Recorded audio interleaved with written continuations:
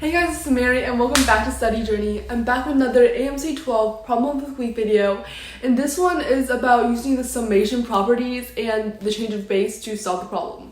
So without further ado, let's get on with the video. This is AMC 12A, problem 14 of the year 2021. What is the value of this equation right here? And here are your answer choices. So here is the equation, and we're trying to find what is the value of this. So first, we can use the logarithmic identity that log p in qn is equal to log pq. So if they are both raised to the same power, then we can simplify it to just do this. This can also be proven with the change of base formula.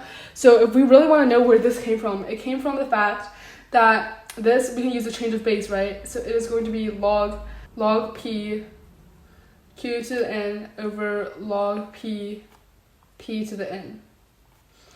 And then this simplifies, we can put the n in the front, so n log pq over n. N you put it over, and then log p of p is equal to 1.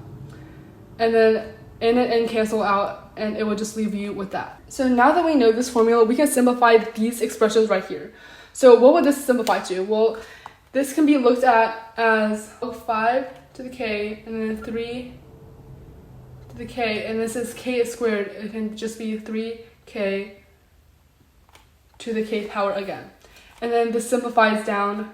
You put the k in the front, k log 5k 3k, and then we use this identity right here, and then this simplifies down to k times log 5, 3.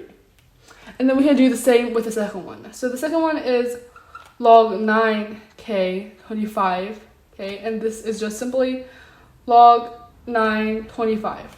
But we can see that we can simplify this actually even more, because as we can see, 9 is equal to 3 squared and 25 is 5 squared. So we can use this identity again and cancel out the 2's. So this will just be log 3 5. So we can use this and then plug it back into this equation and then simplify it. Okay, I'm going to erase this to give me more room. So basically, we are going to be using the summation formula, where here are two properties that we also must know to do this problem. So this is the summation parts right here, the one with the summation formula. And so basically, the first thing we need to know is in the summation formula where the top is an n, and let's just let a number equal 1, and then if you multiply by c, this is just equal to c times the top number. And then the second one, it is where the top is n and the bottom is equal to 1, and then you're multiplying it by that number right here. This is just equal to n times n plus 1 over 2. So what the summation formula basically means is that you're trying to find the sum of all the numbers from what the bottom number is equal to the top number. So for example, right here, it is going to be what is the sum of all the numbers from 1 to n, and this is how you're going to find that equation. Now we can use this to simplify the top part. So we can actually write this a different way. So this part, it is going to be log 5, 3, right? And then we multiply it by the summation of 20, and then k is equal to 1 times k. And then the second part is equal to log 3 of 5, and then times the summation where the top is 100, k is equal to 1 times 1.